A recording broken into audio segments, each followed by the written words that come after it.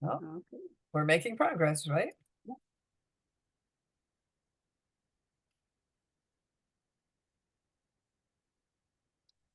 Christina, you're muted.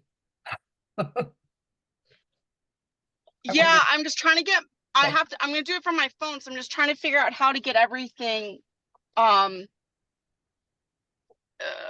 from the iPhone hooked up, but I'm almost there. okay. I just have to do screen, I'm start patient because I could broadcast. not do it. So Sorry. it's okay, Christina. Okay, and there we go. There we go. There we go. Okay, yay! Thank goodness for iPhones. See, you learned a new thing. The only thing is I don't know how to stream it to Facebook, but that's okay. That's okay. You can send it back to Facebook later. Yeah, right? or I can just record it and post it. Post the recording. Yep. Yeah, exactly. Yeah, exactly. I have no problem doing that. Now I just have to get through. No, I bought like a really cheap laptop because my kids broke my really good one. And with all of the work I've been design work and stuff I've been doing on it, it just likes to disagree with me.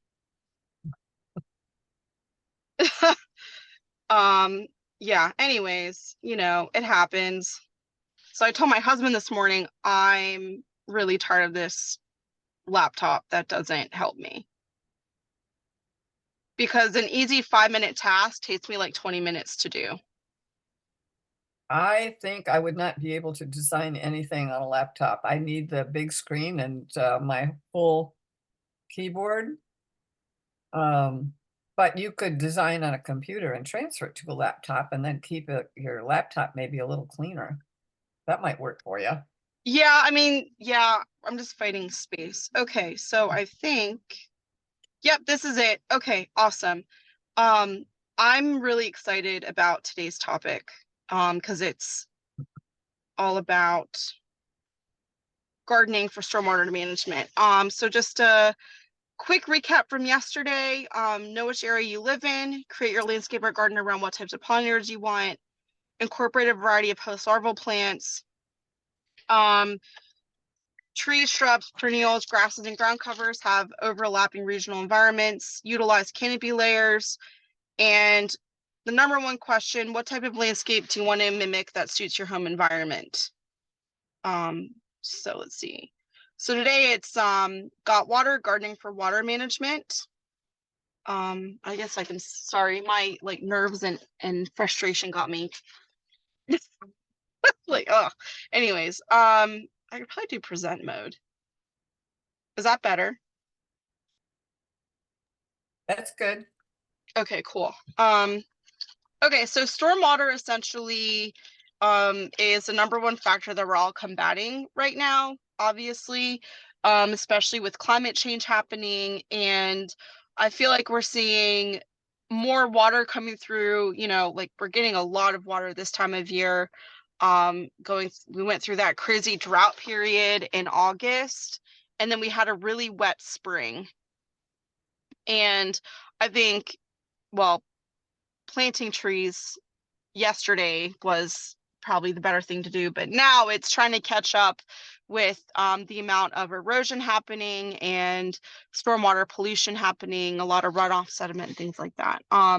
So stormwater comes from a variety of different areas, water rushing across a farm, over a highway, parking lots, or through construction sites. And also we see a lot of stormwater running through our gutters on our home, garage, and then down our driveways. Impervious surfaces are actually increasing in our country, especially as buildings are going up and more ridiculous shopping centers and shopping malls and developments are being created. And that actually causes a lot of issues, not only with runoff, but filtering out that stormwater. And another issue that's happening is that evapotranspiration. And impervious surfaces actually do not allow water to seep through. So it's creating runoff issues, pollution of waters, you know, aquatic life is being impacted, recreation is being impacted, and of course, water quality in general. Impacts of stormwater runoff. I really like this image because it really shows you that we're creating gray funnels, and allowing pollution and toxins to be washed into our waterways, such as fertilizers, pesticides, bacteria, and other pollutants. And then polluted runoff is one of the greatest threats to clean water in the United States. And that's really a shame. Are you still able to hear me? Yep, you're doing good. Okay, perfect. Okay, sorry. My doing it from the phone is so weird because it just seems like I'm just talking to air. And then I actually found this image, which is really interesting.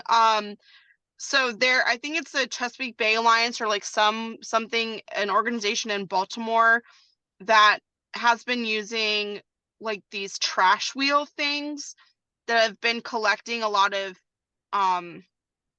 like I cigarette actually butts, saw it. chip. Huh? I actually saw it. It's You down saw by, it? it's down by the dock that's near the aquarium. Oh, And wow. Okay. we went to the aquarium. They had 2 of them. Wow. I actually want to go now and see it because I was reading about it when I was, you know, because and it there's like different concepts behind it. But they've been utilizing that to pick up a lot of this pollution that's been happening on the beaches and stuff and in the water, I think. Mhm. So is it like a motorized thing that they just kind of set and go and it kind of just picks up trash? Right. It picks up trash and it puts it in a little container in the back of it. It's just like a little trash eater, and they made it look cute. They put googly eyes on it and everywhere and everything. It's darling. Okay. Yeah, because I was reading and I was like, what is this trash wheel family thing? So it's definitely a new concept.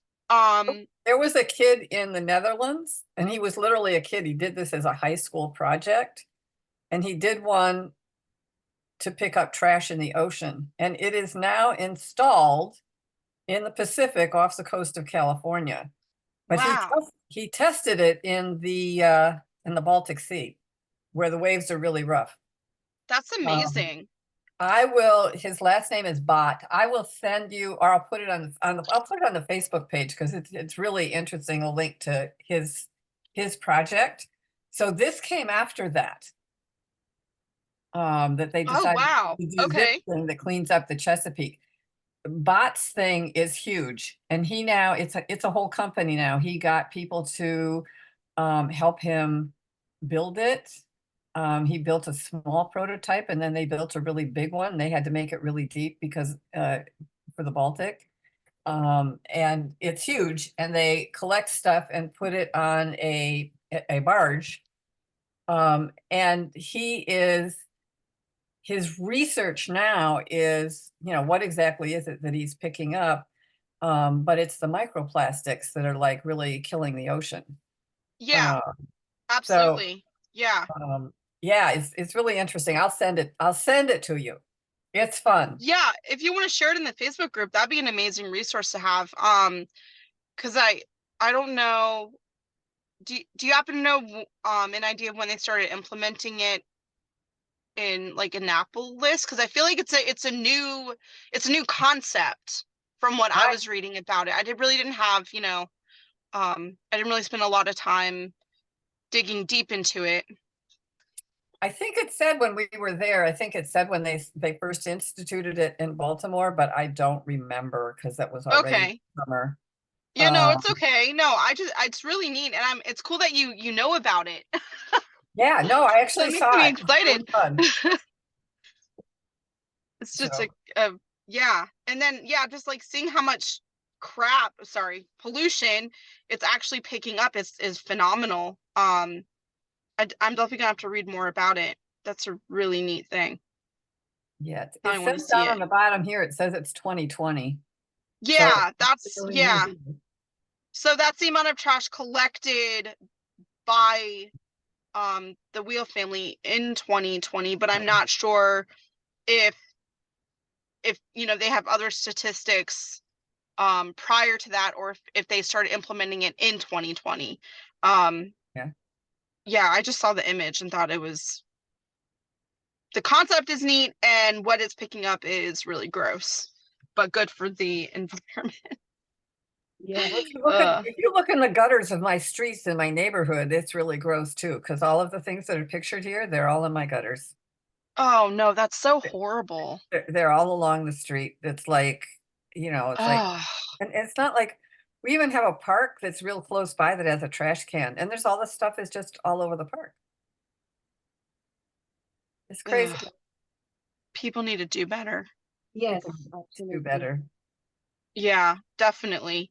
Yeah, and it starts with creating that ripple effect, right? Of advocating and educating, and figuring out how can we help our community learn and advocate, and just overall, and then also the next generation too. I think that's a huge one there too, is really getting the next generation more aware of what's happening, instead of every kid I know being stuck to their cell phone, or not going outside. Yeah. Well, my project for a nice warm day when I actually get more organized is to do a thing at the park and give everybody a big plastic trash bag and have a contest to see how much crap they can get in a plastic trash bag. Well, let me know, because I could definitely sponsor something. Like whoever wins, I'd more than happy to do like a gift card or something, to like a native plant nursery or something. But that would be very cool. Because I Yeah. think I just do it on next door for our little neighborhood. And I'd be more than happy to, have my business sponsor it and provide all the material, and then whoever collects the most trash, I'd be more than happy to offer a gift card. okay, I'll keep you in mind. We're definitely going to do it. Yeah, I think, people also like those incentives, and honestly make it an event on like Eventbrite. Anyways, we can talk more later. Yeah. But that's one of my goals too, is to get more involved, with community events as well. That's a huge advocate piece for me. My little teeny community in Illinois, which was only 100 houses, we did it. We would have woods cleanup days, and all the kids turned out. The first time we Wow. only had like 3 kids turn out, but it didn't matter that you didn't have very many because everybody knew about it. Yeah. And then when they got a prize, the next time we had a whole lot of kids. They even brought their high school friends. Ah. So yeah, it's those incentives that get people moving. Sometimes that's what it takes. Sometimes, yeah. Yeah, but we can definitely, chat more to figure out the details of that. Anyway, so, and then I pulled in this image again, what's within our region about the Chesapeake Bay watershed, because everything, all that pollution, all that stuff, and all that stormwater is impacting where we live, and it's, going back to the first day where I talked about it's important to know where we live and what we're impacting. So know that everything that you're changing, everything that you're doing now, it's also important to look at the bigger picture. It's not only are you positively impacting your landscape, but you're actually contributing to the overall change in the environment, even though it may not seem like that. And then nitrogen loads, I feel this is another really important thing to look at. There is a lot of nitrogen being ran off into the Chesapeake Bay, and nitrogen causes a lot of issues like algal blooms and things like that. So the 2009 estimated load for Maryland was 52.02 million pounds, and the 2025 cleanup target is 45.78 million pounds. And then the 2025 state plan is 44.72 million pounds. Let's go for the state one. Right, exactly. Yeah. And then this was from an article in the Bay Journal from 2020. And, you know, that's just an important thing to consider, is that Maryland is definitely trying, and a lot of other mid-Atlantic states too, you know, they're really trying to have these goals of reducing runoff by implementing all these different practices, especially for stormwater. And here's just a diagram that shows the different sources of nitrogen. A lot of it actually comes from agricultural runoff, and then also shoreline development. And then a lot of it obviously comes from that urban stormwater runoff. And I feel like sooner than later, the tables are going to turn, and it's going to be more urbanization causing more of the runoff than actually agriculture, you know, especially with farms shutting down, which is sad because we still need farms. You know, a lot of those generational family farms are shutting down, or they're selling off their property to be developed. And then there's natural inputs, stream bank erosion, all those different things. And another problem that we see too is that if you have compacted soil, that's going to be a huge problem when it comes to runoff. We mentioned a few days ago when I talked about the soil, that when you have, and thank you, Diane, for the sponge, reminding me earlier in that presentation that I had that. So you really want your soil to act like a sponge that really is going to soak up all of that water and drain through it. And compacted soil can actually work like concrete or brick and not hold anything. So that's when going back to that soil health is really important. That was my mantra to my gardeners, was you have to create a sponge. Sponge. I Whatever love it that. took, Yeah. wheat, straw, whatever. I Yep. put in an 11 by 15 plot of garden. I put 2 entire bales of straw and dug it in. And Wow, that's amazing. the reason was the person who had that plot before said it was a terrible plot and she couldn't grow anything, so she wasn't going to garden anymore. So I took it, and the next year after that, after we dug it in, let it settle, you know, we put a cover crop on it. You wouldn't believe what that person grew. The next person grew tons of stuff just because the soil held the water. And in Colorado, if you have compacted soil, it all runs. Yeah. It creates flooding. It's a sheet. Yep. Yeah. It happens here too, all of the time. I mean, that's why, you know, when I started my business, that's when I realized like something's got to give, you know. Soil needs to be talked about a lot more. Not just plants, you know, because everyone knows like plants are good, but it's, yeah. I don't want to revert back to the soil presentation, but we need healthy soil. So now we're just going to pivot into stormwater management methods. This is going to be a lot of fun. So first, I like to talk about rain barrels because that's a very simple way and a very inexpensive way to collect rainwater. I've actually installed a few rain barrels for clients, and I highly encourage it, especially if you're trying to pivot toward a more sustainable, eco-friendly landscape or garden or home, because you can actually reuse a lot of that water.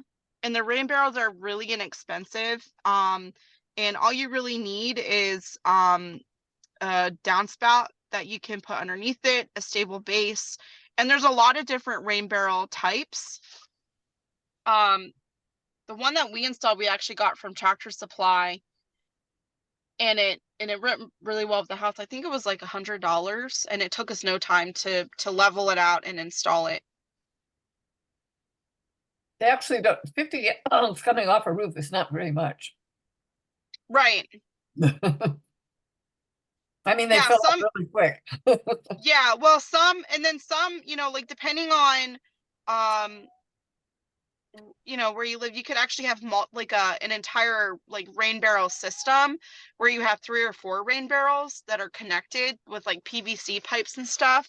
So you can get, you know, depending on your goals and how much water you're going to be using out of it, you know, there's different ways. And I always tell my clients too, like if we're doing an installation, we can hook up like a drip hose to their rain barrel and do like drip irrigation too. Awesome.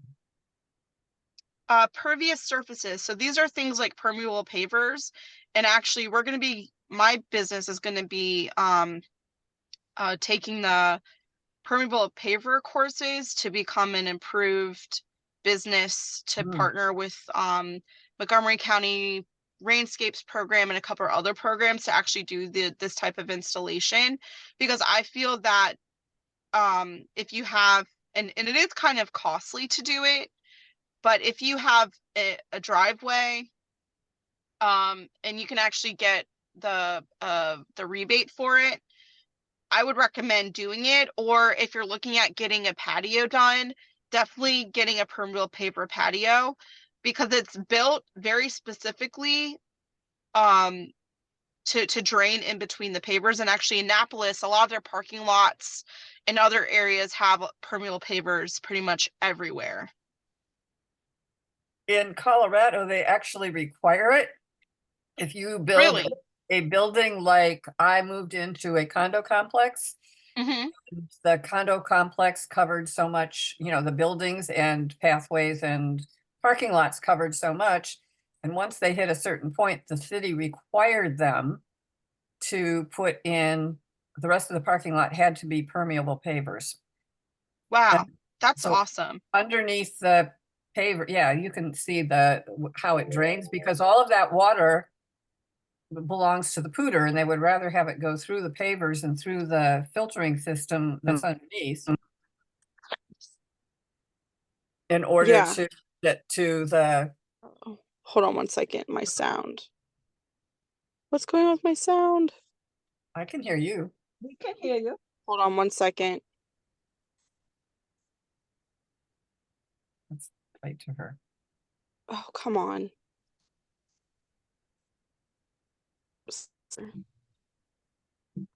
Okay, there we go. Sorry about that. Are you all there? Yes. Yep, we can hear you. Okay, perfect. Okay, great. Sorry, my audio just did something.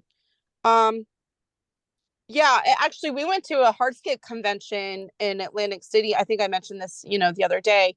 But my husband and I, we sat through a few different sessions about how to, you know, like build retaining walls and different things. And we sat through a couple presentations on permeable pavers, and a lot of hardscape companies actually don't do permeable pavers. And a few of the guys that were teaching were like, y'all need to get into it, because it's probably going to be, you know, one of those things where everything is going to have to be a permeable surface, depending on, you know, with all these different laws and regulations and things.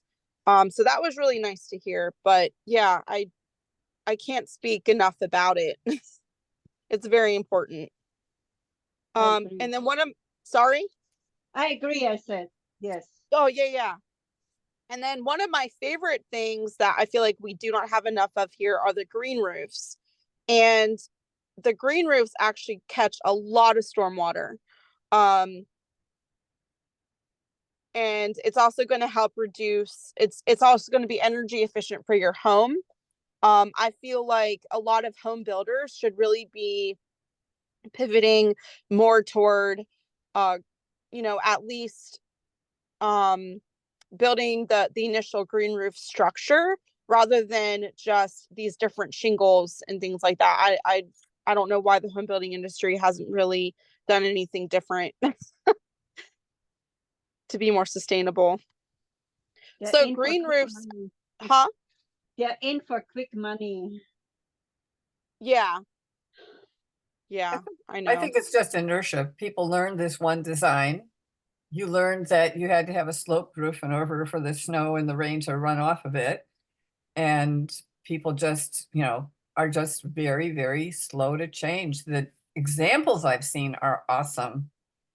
In terms of what can grow on a green roof. And how they manage the water coming off of the green roof. It's really interesting, just to see how they do it. So it's Yeah, it is. not an It easy is. thing to do. Yeah. What's interesting is I have a few friends who keep saying you need to get with home builders and like, really lecture them and teach them all of the things that you're doing. I'm like, yeah, I know, but a lot of, it goes back to like Diane, you mentioned, it's just the old ways of, oh, we've been doing it for so long, we're going to keep doing it this way. And now, I was researching some home builders, and a lot of home builders now are saying, oh, we're sustainable, we're environmentally friendly, but when you go and look at the homes that they're building, their landscaping is environmentally friendly.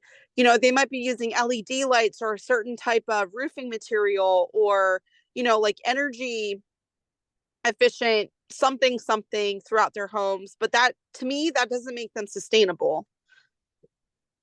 That just makes, I don't know. And I can go on and on about the home building industry and the landscaping.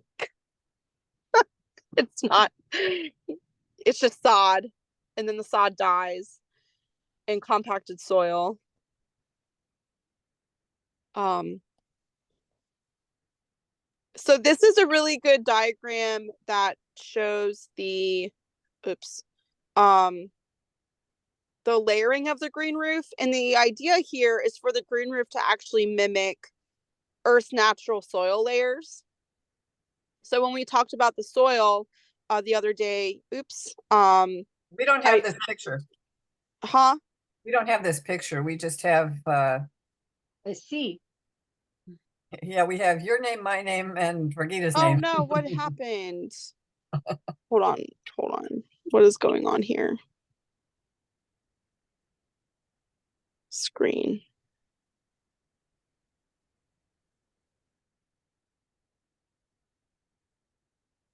Okay, it should be. I accidentally probably pressed a button. Do you see it now? Yes. Okay, perfect. Okay, so there's that. Okay, so this is the green roof layering, and it's actually made to mimic the soil structures. So when I talked about soil, I brought up the different horizon layers. So when you build a green roof, it's pretty much mimicking the same thing. You have your plant layer, that'll be the topsoil layer, and then you have your filtering layer, drainage, protection, and then the waterproofing roof construction. That's going to be like all of that hard rock in the very bottom. And essentially the green roof structure is going to act the same way as soil, where water hits the top and it'll filter through all those different layers. And then the goal is to have enough plant material to really suck up all that extra water that's going into the soil. And this just shows the benefit of having a green roof versus a traditional roof. And if you look closely at that very bottom pipe there, you'll see with the traditional roof, the water has that entire green pipe filled up, whereas with the green roof, the water is only filled up a quarter of the way. So that shows you how much rainwater and stormwater it'll actually be catching. And then a lot more sunlight is going to be, a lot of the plants there are going to be, catching a lot of the heat of that sun, rather than just going straight onto the rooftop, which would increase energy costs to keep the buildings cooler. We definitely need more of this. Do these roofs have to be more flat? I would think so, right? Yeah. So there's yes. So, well, actually, yes and no. Do I have? Oh, I don't. So in Europe, they actually have green roofs that are slanted on like normal homes. But if you're talking about, so like this is an example of converting like a normal traditional roof like that you see in the city into a green roof. But you can actually have slanted green roof structures. Most of them that I have seen have been flat roofs. Yeah. There's a really cool one that's a church in Wisconsin. And they have a huge green roof, and that part of the building is heated and cooled geothermally. That's amazing. Wow. I can actually, I can put more examples in the Facebook group of different green roof things. Because I've seen a lot of different types. Yeah, I think that would help. Yeah, absolutely. And then another thing you can incorporate to help with stormwater runoff is this river rock type of concept where you actually have your drain or your downspout being directed into that little river rock bed. And you can have that directed into like a rain garden or another area of your bed. But this really helps to filter out the water because those little rocks will actually catch a lot of that sediment. And it just makes it, you know, really cool and aesthetically nice, and it's inexpensive. I'm actually doing this designing something like this right now for a client in Chantilly to incorporate into her yard.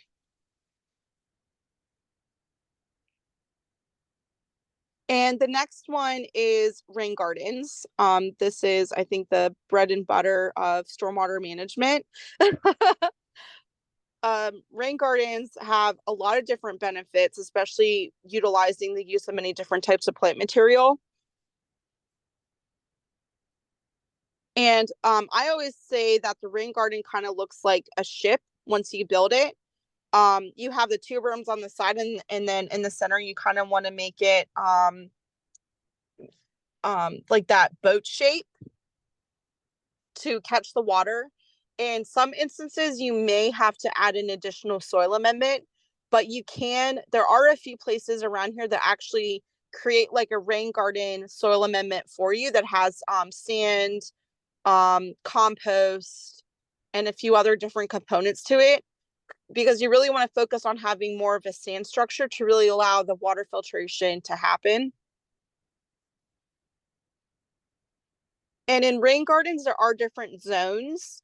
So zone 1 is going to be that very bottom area that's going to be the deepest point, and it's going to hold most of the water for majority of the time. You have zone 2, which is like your middle zone, and that's going to kind of be like uphill a little bit toward the berm. It'll hold water, but it'll drain much sooner than zone 1. And then you have zone 3, which is going to be your transition zone or your berm zone. And that's when you're going to have, you may incorporate more shrubs and trees into that area and transitioning plant material like ground covers.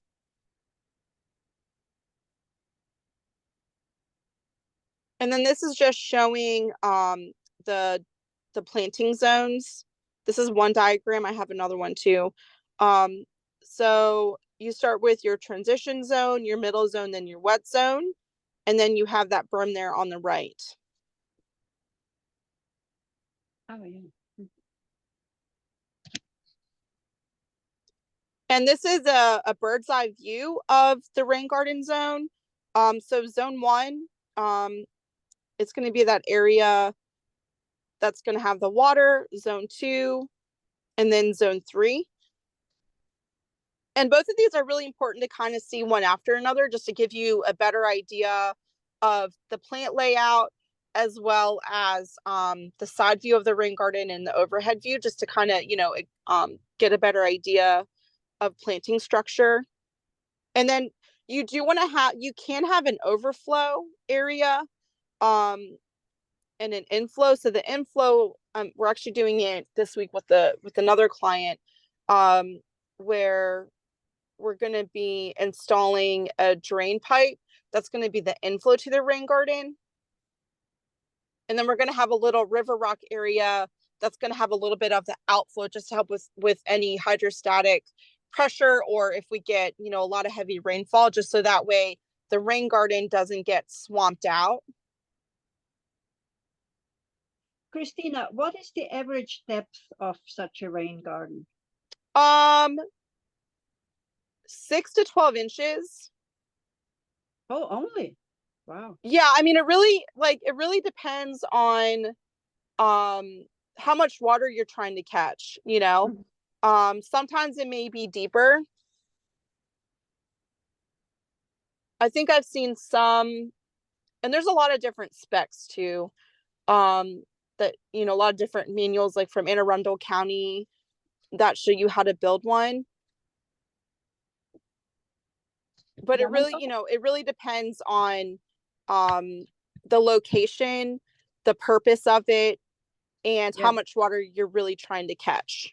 Yeah, Montgomery County actually sponsors it, and I know there is really a high demand for it, and they normally run out quickly of the funds. So people have to rush whenever they open up signing. Yeah, their Get on the list. application closes pretty fast. A lot of people Yeah. submit applications. There's a need for it. There is definitely, yeah. And hopefully they'll get more funding to help out more people, you know, because I Yeah. know a lot of it also comes down to budget. And it's definitely a need. But that's why I feel like also incorporating these other different stormwater management methods are important as well, and the conservation landscaping. So if you don't have the budget immediately for, like, you know, a rain garden, you can kind of slowly implement other things to really help catch that stormwater. Right. And then I'm just going to go through the different zone plant material. I don't have images for all of them, unfortunately, because it was a lot. But I just kind of wanted to just do an overview of what plants you know, are preferred to use based off of the different manuals, and also creating different plant communities. So for the zone 1, and that's going to be the area that's going to get more of the water. For shrubs, you can use buttonbush, spice bush, winterberry, and chokeberry. You can, it's recommended to have at least 1 to 2 different shrubs to start with. If you're working in a larger area, you know, let's just say over 100 square feet, you definitely probably want to double the amount of shrubs that you use. And perennials, these are all perennials that are going to tolerate getting their roots really wet.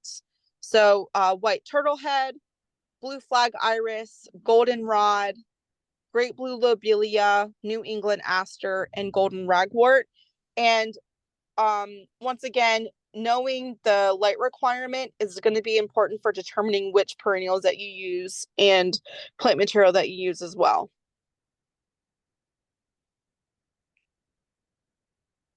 And then grasses, tussock sedge, which, if you haven't seen that before, it kind of has a raised root structure. I don't really like using tussock sedge very much because it's not very attractive. So, but it does do a really, really good job in really, really wet areas if you're struggling, having a lot of water holding. And then, of course, switchgrass. And these two are actually common ones that you're going to see across the board in a lot of the different rain garden manuals, and also like wetlands too, if you're, you know, they're just really 2 common grasses that you see everywhere. And then for trees, you can use a swamp oak. There were a few other trees listed, but they were really too big for residential areas, like tulip poplar and sycamore. I just feel like those are way too big for, you know, if you're dealing with like 100 square foot in like a small residential area, they're just going to get way too big. And then this is an example of a zone 1 area that's holding a lot of water.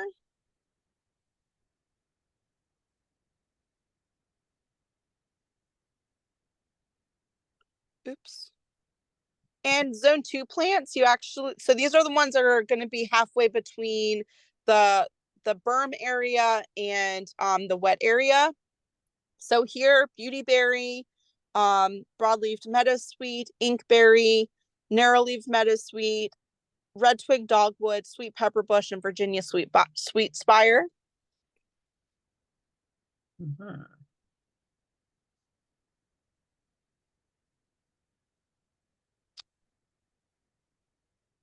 Oh, and with beautyberry, make sure it's the American version, not the Japanese, not the Asian.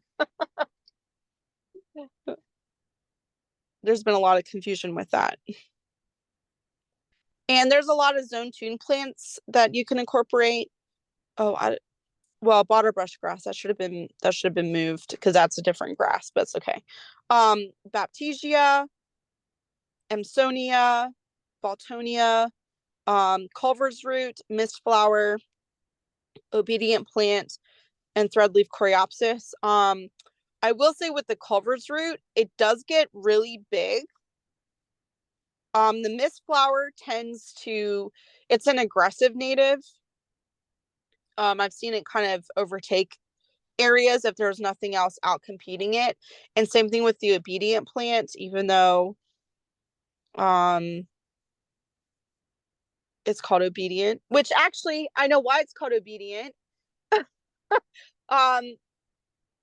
So if you move the flowers certain ways on the stem, they'll stay there. So like you can kind of like move them up and down and side to side, and they'll stay where you kind of move them to, which I thought was neat. I haven't tried it yet, but I want to on an established obedient. You can get different cultivars of the obedient plant, I've heard, that aren't as aggressive. But Blue Star is a really pretty one to incorporate. And I know we talked about a little bit the other day about the Baptisia. Yes, I guess one reason why Baptisia is great because it has a very long tap root, so it will take all the water from the bottom, and it's also drought tolerant, so it's probably an ideal plant for such an area because it can tolerate all these conditions. Yeah, absolutely. Yeah. Yeah. And same thing with butterfly weed. So any root that you know that has a deep tap root is a plant that you want to have in any area of your yard where you have stormwater problems.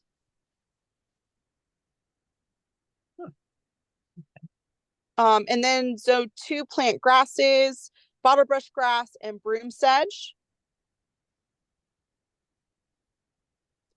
And for trees, there's a little bit more variety that you can incorporate here. Fringe tree, 9-bark, pawpaw, red maple, and serviceberry. And actually, I read something really interesting the other day about red maple. So I'm in a Facebook group called Native Habitat Managers, and it's a group where you have a lot of people removing, in all parts of the country, removing like invasive species, trying to naturalize areas. And the red maple was brought up. I have to go back and read the post. I can actually screenshot it. But it was a very interesting insight how the red maple has slowly started kind of almost choking out other native trees to our area. Well, the seedlings grow pretty quickly. Yeah, they do. Yeah. I mean, I know it's a really pretty tree to have, but it makes me think like, because I feel like a lot of street trees, are like red maples. Everyone wants a red maple. I don't really plant a lot of red maples personally. I like to, I kind of like to gravitate away from like what I feel has been industry standard. And I feel like red maple is just one of those like industry standards that you see a lot of. Anything that's overused. Yeah. I'd like to see more pawpaws because they're beautiful. They're not getting too small. And the fruit is awesome. And it's native, very native. Very much native. Yeah. this is actually one of the ones I failed to mention the other day when I was talking about plant communities, because you actually, you know, in our region, you see a lot of pawpaws that are prevalent, and it's actually I've heard a couple different things, like it takes a couple years for it to actually produce fruit. Yes, and you need to have more than one. Yeah, absolutely. Yeah.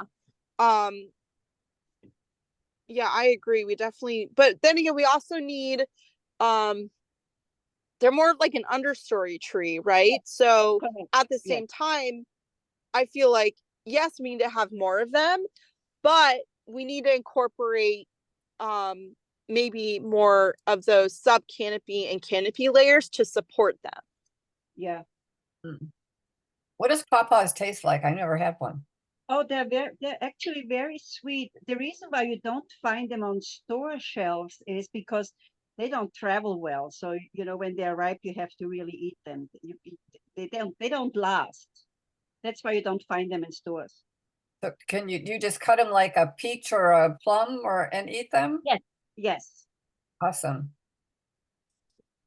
Okay, I Don't- need a pawpaw tree. Yeah. Actually, you might need 3 or 4. Yeah. At least 2. They don't get big, so they should look well. They should really look pretty, you know, in a grouping. Yeah. They have some at the Durwood demo garden, and we get to taste the fruit. It's really nice. Beautiful trees.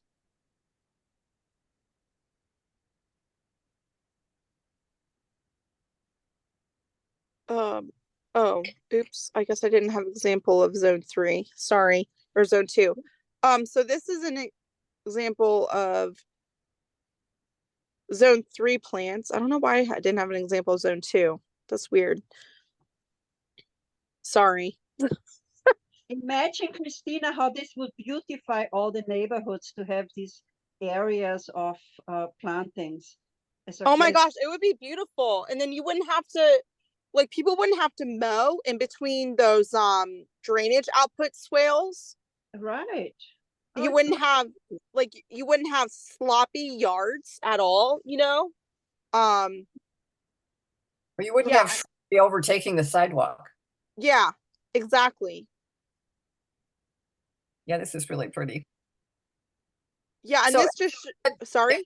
Started zone 3 like next to my house. How wide or how narrow should that be? Like next to a house? How wide do I have to make zone 3 before I start sloping to zone 2? Not very wide. I mean, Like- it all comes down to total space, right? So, for example, if you want to do a rain garden, that's why like planning and measuring is going to be your number one step, because then you can figure out, okay, well, it's 20 feet wide by 5 feet long, or sorry, 5 feet wide by 20 feet long, right? So then you need to figure out, you're going to probably have to do more plants long wise than width wise. Right. So it all comes down to that initial square footage. Well, I want to make sure there's a big enough buffer around the house that I'm not digging too close to the house. So before from between the house and where I start to slope to zone 2, what's the minimum that I should have? I would say enough to support a small, like a shrub. Okay. Like at least, so if you're looking for a small shrub, you're going to be looking at least 2 foot to 3 foot wide. Okay. So that would be like a New Jersey tea or something. So I'd need something like, it needs to be, yeah, at least 2 feet. Okay. Yeah, and then you can also incorporate like, it doesn't all have to be like oval, right? So you could do like, you know how when you look at a topography map, you know, there's like all those like serpentine things. So you could also incorporate kind of those type of shape of your zones into it to make it more to make it make more sense, like if you want to have a larger shrub on one side, or, you know, like a Right. larger zone 3 shrub or something. So it really just, you know, there's a lot of factors that can play into actual design, like space, and also function. Right. And Christina, in our area, it would be self-sustaining, right? It would accept the heat of the summer, the humidity. You wouldn't have to, would you have to water during a drought spell of, let's say, a few weeks or so? No, not at all, because so we're using native plants that are acclimated to the environment, right? And we're using plants that survive, like, for example, your zone 3 plants, hold on one second. Yeah, I think I have another. Yeah. No, I don't. Your zone 3 plants are going to be the ones that can tolerate those drier soils. Okay. But when it rains, they can also tolerate a little bit of that water hitting the soil and running off into the rain garden. Yeah, yeah. And then your zone 1 plants, depending on if you're doing a rain garden in shade or in the sun, those are going to be able to tolerate either standing in inches of water and holding onto that water, or dealing with some drought spells while they're still holding water in the soil to survive. Wow, that's amazing, really. Oh, love it. So that's why, you know, going back to everything we've talked about so far, right? You're taking like planning and location, sunlight requirement, your soil health, all come into play when you're even considering a rain garden. Yes. Because you just don't want to go, oh, I'm going to go ahead and plant a coral bell in the middle of my rain garden, right? And it's full sun, when you're already creating a really bad environment, because coral bells, they're already shady plants. They don't really do well when, you know, when there's a lot of rain. Right. I mean, it's, you know, so it's really taking into consideration what are you currently working with in your yard, in your microenvironment, and choosing the right plants and planning properly to make sure that you have that long-term succession, so you don't have to worry about maintenance or going through droughts or going through climate change, and making sure you're creating maybe a little bit of a canopy layer. And that's why that tree on the left there, so at some point in the day, that tree is going to be providing a little bit of shade, but it's not going to be providing a lot of shade to where you're going to be needing all shade plants. Yeah. Because that tree's going to grow. Yeah, and it's also going to be it's also going to be helping with water uptake too. Right. I love that picture. I do too, because it really brings everything together, you know. And yes, and so attractive, and I can see the echinacea in the front. Mm-hmm. Oh, gorgeous. So for shrubs for zone 3, you kind of have a little bit more to choose from, because we're dealing with a little bit drier soil condition. So American cranberry bush, New Jersey tea, St. John's wort, sweet pepper bush, Virginia sweetspar, witch hazel, gray dogwood, and then the potentia. And perennials, a lot of the same perennials can be used here that you would use in zone 2. Some even from zone 1 can also go in your zone 3, depending on what they are. But your zone 3, maybe the taller plants, you know, like the ones that maybe get 3 to 4 foot high. So these could be things like agastache, blazing star, butterfly weed, a few different asters, primrose, coreopsis. Hold on, I'm going through there's a lot of Joe Pye weed would be a good option for here as well. Same thing with milkweed. There's a lot of other ones. And then for zone 3 trees, you could use a buckeye, but you could also use serviceberry, dogwood, redbud. I would say anything that'll stay kind of more compact and doesn't grow too large, depending on where you want to have your rain garden. Like, I don't think you would want like an oak tree or something, you know, that's going to get like 20 to 25 feet. Right. Because you're integrating it into an existing landscape where you already have trees, most likely. Yeah, exactly. Yeah. And also, you know, since you're probably working with like a smaller residential space, don't let the size of the seedling fool you too, you know. Yes. I see that a lot where I've had clients buy plants or trees and they're like, oh, I didn't know it was going to get this big. I would have chosen something different. And it's like, yeah, but it's okay. You see it in the older neighborhoods, the huge trees are so close to the house because the builders put these tiny trees close to the house so it looks better. And now 40, 50 years later, they are falling on the homes. Exactly. Yeah. Yep.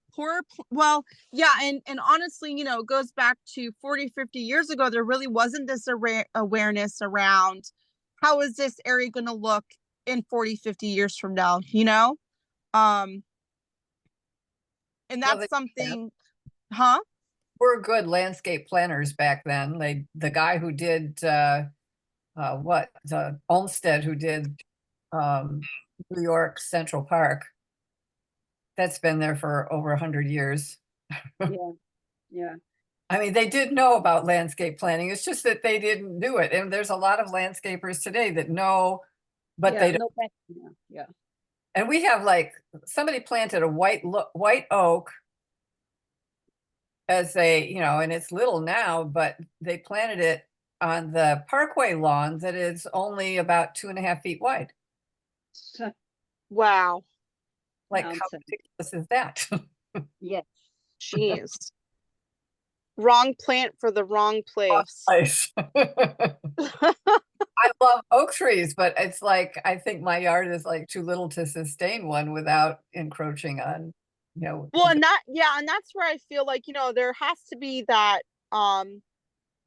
like I really, and it goes back, to Doug telling me, saying that we need to plant more oak trees, but at the same time, not everyone has a 5-acre lot to where they can support an oak tree, But it has to be a community thing because there are park areas that can yeah, absolutely.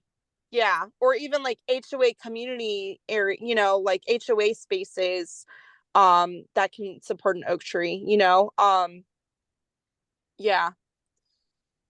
To plant it in a park, even where there's playground material and stuff, you could put an oak tree there and eventually it would get bigger and it would shade the whole park. And exactly.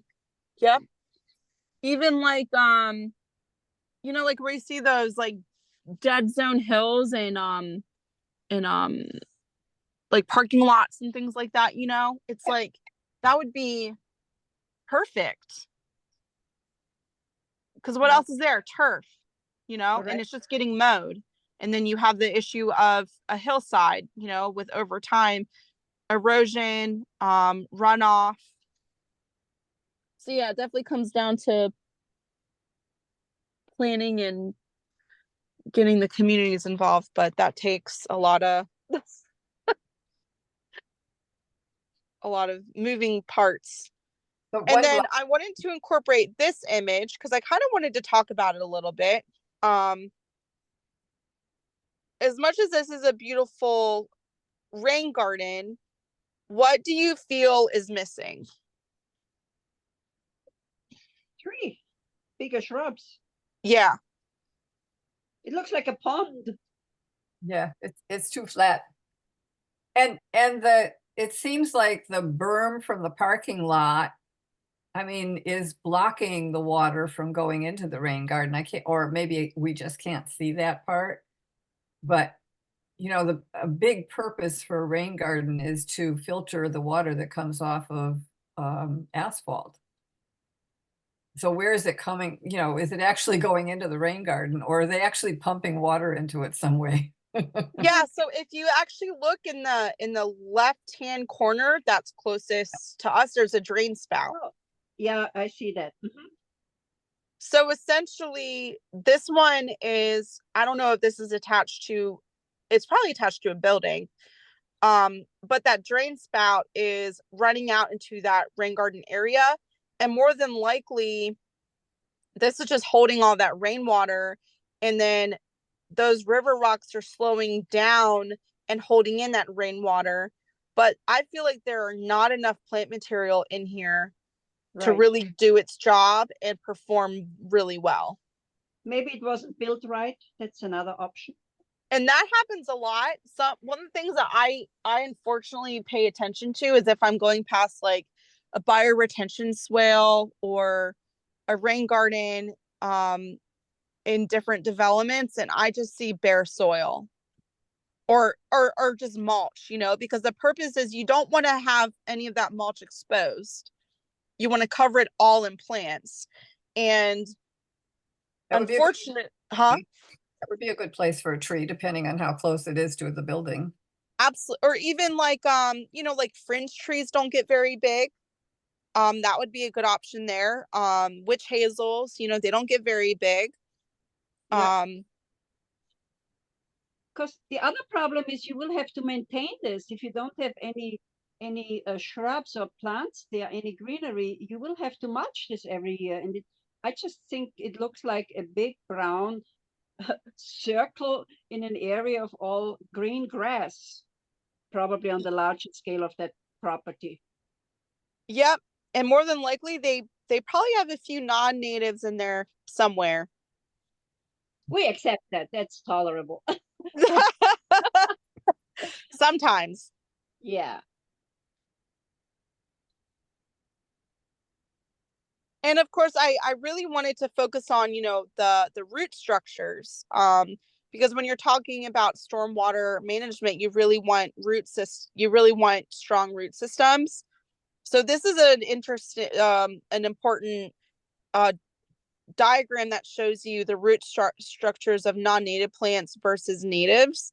And as you can see with the natives, you're getting double the root density and double the root length and structure versus the non-natives over there. Yeah, very obvious. And then this is just another one comparing a daffodil root structure to a black-eyed Susan. And that root depth on this particular graph is in feet. So the root structure of a black-eyed Susan is actually going almost 7 feet deep. Wow. Go, Susie. Right?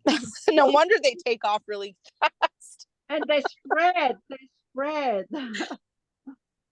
You have to control these girls. Yeah. But honestly, you know, this would be a really good, like in a rain garden area that where you don't really mind having that problem. Yeah. They could have them in the previous photo you showed us. Yeah, absolutely. Great spots. Cheap. Yeah. Too. Yeah. And even like if you're looking at doing a meadow, plants that, you know, kind of get a little bit aggressive, those are the plants that you kind of want to consider planting for areas where you don't mind them kind of overtaking and out competing other plant material.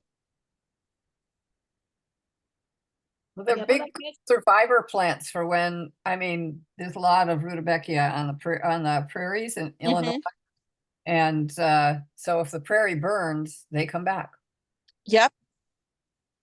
Exactly. Yeah. And then this is another one, just comparing switchgrass and little blue stem to turf grass. Wow. Yeah. Yeah. There you go. So yeah, you pretty much have that switchgrass root system reaching 9 feet or more. And that's why, you know, I think it's a really recommended type of grass to have in your landscape because it's going to help retain erosion, runoff, and hold a lot of water in the soil. as long as you have healthy soil. Yeah. Disclaimer there. Switchgrass is pretty forgiving. It grows in pretty crap soil, actually. Yeah, it does. Yeah. But, you know, it's still important to, you know, think about the soil concept. And then I just included this because you can, like, if you really like the look of a certain like a wetland plant community, there are ways that you can mimic, and this is an example of a coastal wetland plant community. There's a way to mimic this in your residential rain garden if this is something that you really like having, to have more of like flow, and to kind of create like a natural environment within your microenvironment.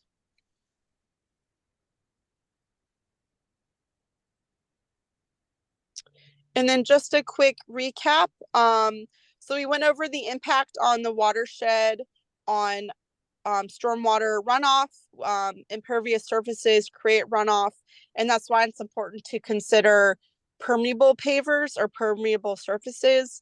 Rain barrels are an inexpensive and easy way to reuse stormwater and to catch rainwater. And green roofs, they reduce energy usage and filter rainwater.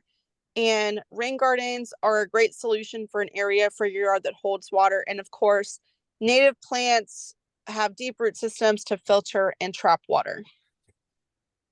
Yep. And are there any questions or No, ideas? that was great. I think that was a great presentation, and also very useful for the homeowner. Hopefully, many will implement it. Yeah, it's definitely fortunately a lot of the clients that I've worked with and I'm continuously talking to, they're really open to the idea of having some way to catch runoff. You know, because now it's impacting their home, whether it's creating standing water and a mosquito problem, or, you know, an area of their yard where they can't get grass to grow anymore, so they have to convert the area to something else. Are rain gardens costly, Christina? I mean, that's maybe a factor for many people why they're hesitating, not realizing that the future cost is actually going to be little, if anything at all. Yeah, I would say it really depends on if you're doing it yourself, or depending on the company that you hire, or the company that you work with. Because, you know, if you do it yourself, and that goes back to having that plan of, if you do want a rain garden, how much time is it going to cost you? How much material is it going to cost you? Or would that time and material be better off spent by hiring someone who can get it done a lot quicker, more efficiently, you know, in the right way. Yeah, absolutely. Yeah. I agree. Yeah, and knowing where to find the correct materials. I think that's the number one thing, you know. Even I spend a lot of time for my clients sourcing the correct material, but I also want to make sure that I'm sourcing correct material at a fair cost for my client and my business. Yeah, right. Yeah, I would not endeavor doing something like that myself, because there are a lot of important decisions to make, and if you do it the wrong way, it's a waste of your money and time. Yeah, definitely. I mean, I would say, you know, a minimum investment for a rain garden, a minimum would be starting at $3,000. Yeah, that's fairly reasonable, I would say. Yeah. So, and you know, I work with my clients in phases too, you know, so it's not like we go in and we do everything on the same day. Because I feel like, you know, that's a larger investment up front. So I like to do, you know, like if for example, the current client in the rain garden, I separated the actual prep cost from the installation cost. So that way it would actually come out to being a little bit cheaper rather than doing everything in one day. Yep. You know, or over a period of 2 to 3 days. And then it also allows that new area that we're prepping to kind of have time to settle in. So when we go back in for the installation, we're actually taking a half to a quarter of the time it would take initially to install plant material. So it's saving the client money anyways. Right, right. And I guess if you have it in the front on the side of your house where you have utility lines underground, you have to have Miss Utility come out and mark everything to make sure. Absolutely. Yeah, Yes. Yeah. Yeah. Because that's really going to play in a part, like if you do want to have a rain garden, where that bottom is going to be sitting, because the bottom of the rain garden is going to be your deepest part, you know, and that's where you're going to have a lot of that filtration. So by removing soil, you have to make sure that, right, you know, yeah, because that's, what can happen too is you can actually have, I haven't really seen it happen too much with native plant material. You can have root systems kind of impact utility lines. oh, see, that's very important though, yeah. And also gas lines, yeah. Yeah. I'm actually, a client I'm working with now, we actually had to completely redo the planting plan because her gas line is actually right in the middle of where we were going to be putting a serviceberry tree. So we had to rethink the plan. Yeah, so these are really, that's why, yeah, it's really important to do it right, have the right approach, the right people, do all the preliminary work that's required. Yeah, and doing the preliminary work is going to save you a lot of time and money in the long run. And I feel like, you know, when you're not spending that initial time planning, it's going to end up biting you later on down the road. Yeah, I agree. Oops. Well, great. Yeah, this was a really good session. Yeah. Once again, tomorrow. Tomorrow, it's about invasives, I think. Yeah. Mm-hmm. No, sorry. Tomorrow's gonna be planting basics. Then the next day. So tomorrow's gonna be just going over the different sizes and proper ways to plant material. Right. And also how you can plant the material to get more surface coverage.